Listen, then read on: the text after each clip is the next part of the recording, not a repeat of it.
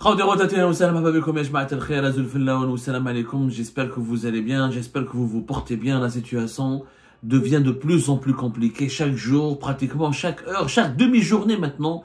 Dans le feuilleton des conflits algéro-français, il y a toujours un nouvel épisode, il y a toujours des nouveaux rebondissements, toujours des attaques et des tensions et des contre-attaques, des accusations aussi graves les unes que les autres. La diplomatie algérienne, l'État algérien vient de réagir encore officiellement aujourd'hui, à la fin de la journée du 27 février 2025. L'Algérie, l'État algérien, le pouvoir algérien affirme tout bonnement qu'il rejette, que ce soit l'Algérie ou l'État algérien, il rejette l'ultimatum qui a été lancé par les autorités françaises, savoir cet ultimatum de 4 à 6 semaines, durant lequel la France s'attend à ce que l'Algérie accepte de récupérer une liste bien précise de migrants en situation irrégulière ou d'individus dangereux impliqués en France dans des activités criminelles, des activités d'atteinte à l'ordre public, et que la France veut expulser en toute urgence pour les éloigner de son territoire afin de protéger sa sécurité et son ordre public. C'est des individus qui sont présentés, considérés comme des ressortissants algériens.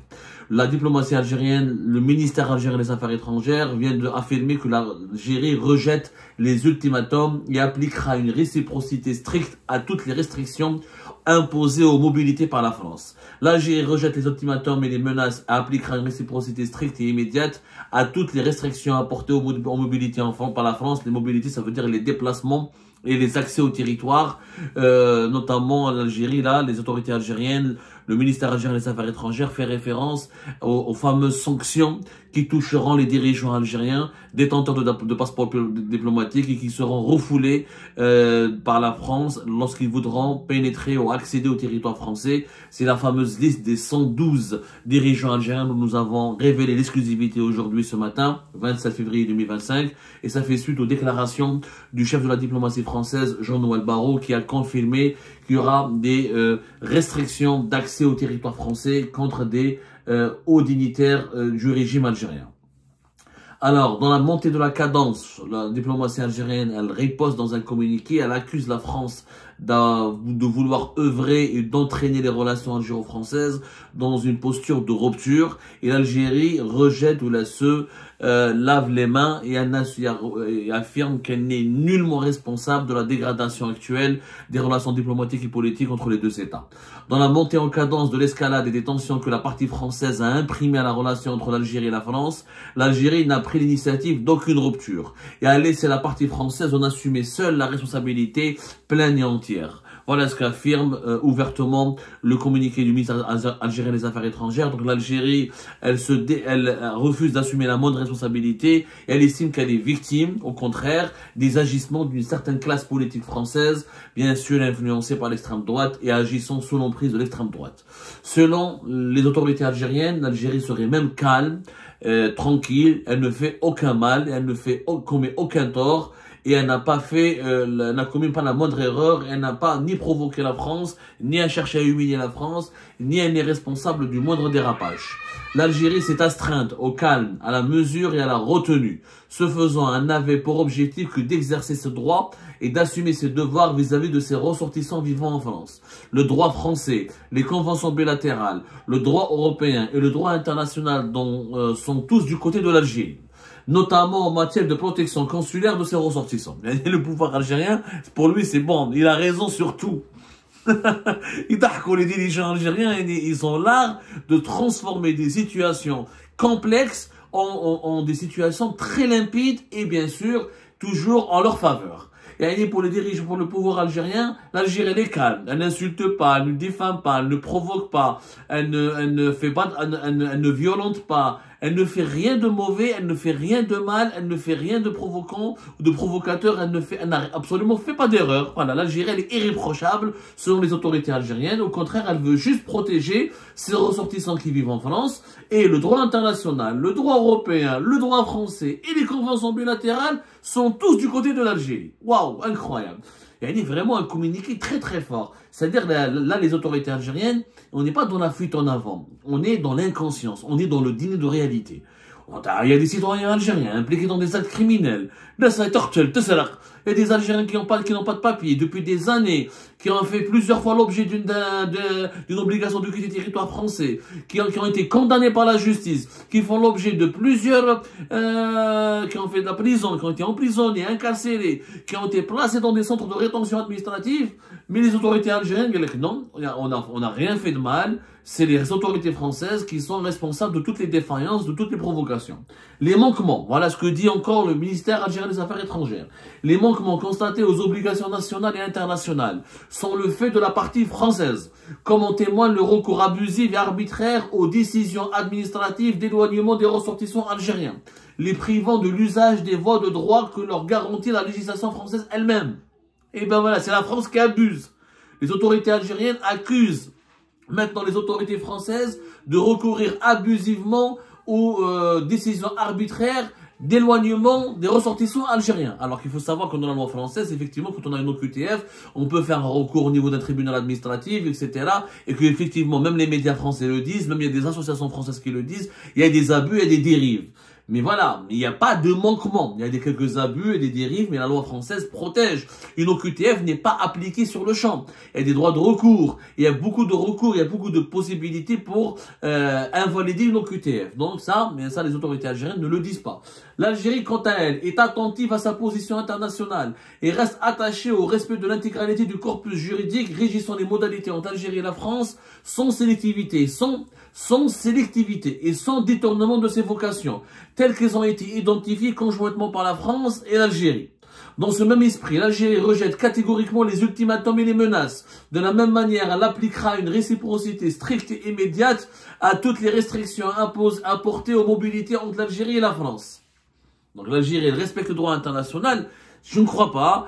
Quand on voit comment les migrants subsahariens du Niger et du Mali, du Burkina Faso, du nord de Côte d'Ivoire, ou du Sénégal, ou de la Gambie, ou du Cameroun, qui viennent, comment ils sont arrêtés en Algérie, interpellés, rejetés, violentés et embarqués dans des camions, puis emmenés à l'extrême sud du pays, dans un no man's land appelé le point zéro, et on leur demande de marcher pendant des dizaines de kilomètres en plein désert, sans eau, sans nourriture, en les dépouillant de tout.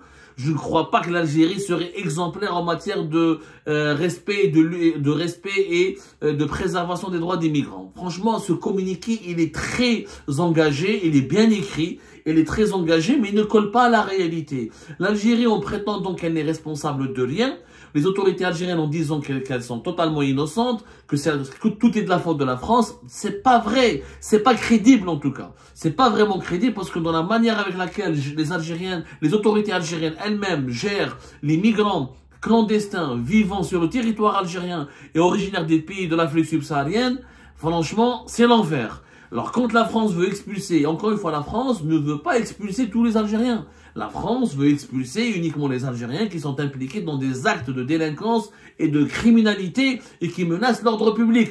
Il y a beaucoup de sans-papiers algériens, ils travaillent, ils vivent depuis des années sur le territoire français, ils n'ont jamais fait l'objet d'une mesure d'éloignement parce qu'ils sont corrects, parce qu'ils sont ils font pas de problème. Ils travaillent, ils sont en situation irrégulière, mais ils font pas de mal. Ils ne violent pas, ils n'agressent pas, ils ne violentent pas, ils ne volent pas. Il faut maintenant être dans la vérité, dans l'objectivité. Il faut arrêter de noircir l'image de la France pour blanchir l'image de l'Algérie. C'est pas comme ça qu'on va sortir de cette crise. Il faut dire les vérités, rien que les faits. Sur l'Algérie, par contre, elle a raison.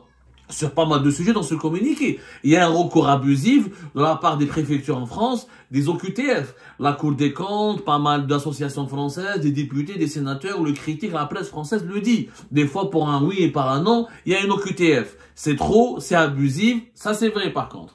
En concernant l'accord de 1968, l'Algérie affirme qu'il a été vidé de toute sa substance et sera suivi de la part de l'Algérie d'une même remise. C'est la France remis en cause. L'accord de 1968, l'Algérie va appliquer la remise en cause des autres accords de protocole de même nature, sans préjudice d'autres mesures que ses intérêts nationaux lui dictent d'adopter. Ainsi, l'extrême droite française, revancharde et haineuse, aura réussi son pari. La relation algéro-française qu'elle a prise en otage, aura été mise au service de basses œuvres politiciennes indignes d'elle. Donc voilà, le régime algérien, les autorités algériennes continuent d'accuser l'extrême droite d'être à l'origine du problème, à l'origine, comme étant l'élément déclencheur, le seul élément déclencheur de la crise algéro-française. On oublie quand même que le problème a commencé à cause du Maroc et du Sahara occidental. Là, les autorités algériennes n'en parlent pas. Elles ne disent pas que la crise a commencé. À partir du moment où c'est l'Algérie qui a retiré son ambassadeur à Paris, ce n'est pas la France qui a retiré son ambassadeur à Alger. Ça, on l'oublie. Et elle a retiré son ambassadeur à cause du Maroc et du Sahara occidental. Elle n'a pas retiré son ambassadeur à Paris à cause de l'extrême droite et de ses basses manœuvres politiciennes. Et ça, on ne le dit pas. Quand les autorités algériennes, ils ont dit qu'ils ne veulent pas aller vers la rupture, on va vers la rupture. Clairement. Là, je ne vois pas aucune. Quand il y a une dîner de réalité. La France, elle dit que tout est de la faute de l'Algérie. L'Algérie, elle dit que tout est de la faute de la France. Il n'y a pas de juste milieu. Il n'y a pas de troisième voie qui s'impose. Or, il faut une troisième voie. Cette troisième voie doit être ni pro, ni favorable entièrement à l'Algérie, ni favorable entièrement, intégralement à la France. Les deux États doivent assumer leurs responsabilités. La première est que, d'abord, il faut mettre à l'écart la question du Maroc et du Sahara occidental. Elle n'est plus d'actualité. La France a le droit de soutenir qui elle veut, de reconnaître la souveraineté du Maroc sur n'importe quoi, c'est sa position. Ça, il n'y a que les Françaises et les Français qui peuvent demander des comptes aux dirigeants français et à l'État français.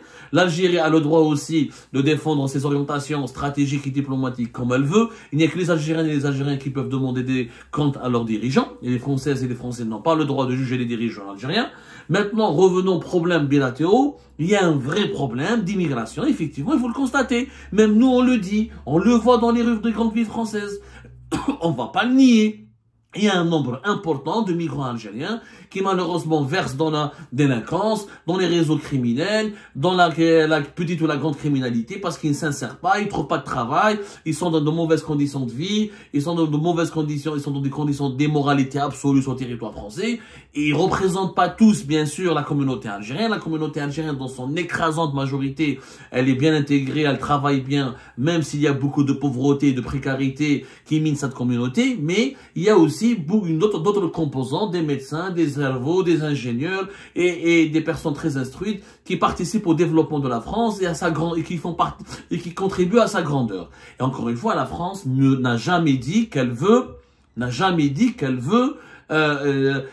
expulser tous les Algériens, toutes les Algériennes et les Algériens. Enfin, à lire ce communiqué, on a l'impression que tous les Algériens de France sont menacés. Quand je lis que l'Algérie est calme, elle est retenue, elle veut juste défendre, assumer ses devoirs vis-à-vis de ses ressortissants vivant en France, non, mais tous les ressortissants algériens vivant en France ne sont pas menacés par des procédures d'éloignement. Il y a une catégorie bien précise et qui est minoritaire. On parle de quelques milliers d'Algériens sur une communauté de 5 millions de personnes. Sur 600 000 et quelques, voire plus d'1 million d'Algériens, parce qu'il y a beaucoup d'Algériens qui ont été naturalisés français, qui ont gardé la nationalité algérienne, mais il n'y a qu'une minorité, entre 14 000 à 15 000 d'Algériennes et Algériens, que la France veut expulser. Et les personnes qui sont en situation irrégulière et arrêtées sont au nombre de 34 000 et quelques en 2024. Alors 34 000, c'est 0, et quelques par rapport au nombre important d'Algériens qui sont en France. Donc il faut pas mentir. Les ressortissants algériens en France ne subissent pas une quelconque persécution. Il y a une stigmatisation médiatique de certains médias. Il y a quelques partis de l'extrême droite et de la droite française qui sont un peu méchants et qui dérapent, qui dérivent, mais ils ne représentent pas l'État français, ils ne représentent pas toute la société française, ils ne représentent pas toute la population française qui continue d'accueillir des millions d'Algériens avec beaucoup de tolérance, beaucoup d'ouverture d'esprit. Et les Algériens ont des commerces, ont des sociétés, ils font beaucoup de métiers, ils sont dans tous les secteurs, ils sont présents partout en France. Il n'y a pas beaucoup d'Algériens qui sont victimes d'une persécution ou arbitraire. Au contraire, les Algériennes et les Algériens en France ont des droits qui sont protégés parce qu'il y a une justice indépendante. Même l'influenceur Doualem qui a appelé à des crimes et qui a appelé à la violence, la justice française est venue à son secours et elle lui a redonné les papiers, elle l'a libéré. Donc il y a un État en France de droit. Donc les Algériennes et les Algériens sont protégés par ce droit. Il y a une catégorie d'Algériennes et d'Algériens que la France veut expulser, c'est sa souveraineté. Comme l'Algérie a le droit d'expulser des migrants subsahariens en situation irrégulière, pourquoi la France ne devrait pas expulser des migrants algériens en situation irrégulière? Maintenant, il faut arrêter. Il faut arrêter de faire ce chantage à l'immigration. Ce chantage migratoire doit cesser. Ce communiqué, il est bien écrit, encore une fois. il est beau, il donne l'impression que l'Algérie, elle est victime, qu'elle est dans la légalité, qu'elle n'a rien fait de mal, que tout se passe bien du côté algérien, que l'Algérie, elle est vraiment victime, que l'Algérie, elle doit vraiment, elle subit les assauts de l'extrême droite. Or, c'est faux. C'est du mensonge. La crise, elle a commencé avec le Maroc et le Sahara occidental en juillet 2024. Ça fait plus de 7 mois. Là, elle s'est aggravée parce qu'il y a eu d'autres épisodes, il y a eu d'autres éléments, il y a d'autres ingrédients, malheureusement, qui ont été rajoutés à cette tchèque-tchouka, cette cuisine géopolitique et diplomatique algéro-française, et ça a donné un climat malsain, un climat empoisonné. Mais les torts sont partagés. Moi, quand je vois que l'Algérie, elle dit qu'elle est du... Tout le droit français, le droit européen, le droit international est du côté de l'Algérie, je suis désolé. Le droit international, il ne donne pas le droit. Le droit international, il n'autorise pas un Algérien qui avec un couteau, il cercle une Française ou un Français, où il cercle les magasins, où il se bouille, où tu es la vente de cigarettes. Non, le droit international ne donne pas, et c'est pas légal de faire ça. Aucun droit au monde, ni européen, ni international, ni arabe, ni asiatique, ni chinois, ni américain, n'autorise un ressortissants étrangers à venir dans un pays pour faire du mal, pour semer l'insécurité, etc. et semer le désordre. Et encore une fois, ce ne sont qu'une minorité d'Algériens et d'Algériens. La majorité sont respectueux des lois de la République française, ils sont bien intégrés, ils paient leurs impôts, ils travaillent, certains profitent des avantages sociaux, mais beaucoup travaillent et cotisent et contribuent au développement économique de la France. Mais la France, elle a le droit de juger, de se débarrasser de cette minorité qui sème le trouble et qui cause problème et qui menace son sécurité publique. Mais donc je ne vois pas où est le mal. S'il y a des abus, il faut que l'Algérie les documente, doit les documenter factuellement, les dénoncer. Dans l'affaire de Doualem, c'était documenté. Dans l'affaire de Mulhouse, le gars il a été condamné par la justice. Khlas, il est condamné. Il a eu plusieurs demandes. Je ne vois pas pourquoi l'Algérie n'a pas accepté ce laissez-passer consulaire. Donc, la question des laissez-passer consulaires n'est que la face visible de l'iceberg. Le problème algéro-français est beaucoup plus grave. C'est qu'il y a une instrumentalisation de la communauté politique, d'une certaine partie de la communauté algérienne en France, pour exercer des pressions sur les autorités françaises. Et les Français, ils en ont marre de ce chantage à l'immigration. Ils en ont marre de ce chantage avec les problèmes migratoires. Ils sont arrivés au point, l'extrême droite elle est aux portes du pouvoir, ils veulent se débarrasser des ressortissants étrangers qui sont impliqués dans des actes de délinquance et de criminalité. Pas de tous les... Attention, les étrangers, les Algériens diplômés, médecins, la France les accueille. Hein. La France n'est pas folle. La France, elle investit de l'argent pour ramener les cerveaux algériens. On fera une émission là-dessus. Donc elle n'est pas conne, elle n'est pas idiote, la France, pour aller expulser tous les Algériens qui cotisent, qui payent des impôts, qui permettent d'équilibrer son système de retraite, qui permettent d'alimenter les caisses de l'État. Pas du tout. Elle veut uniquement expulser celles et ceux qui sont dangereux et nuisibles et une menace pour sa sécurité. C'est tout. Donc, il y a des dérapages, bien sûr, il y a des abus dans certains cas, il y a des cas où là, les autorités françaises dérapent ou dérivent. Il faut qu'il y ait un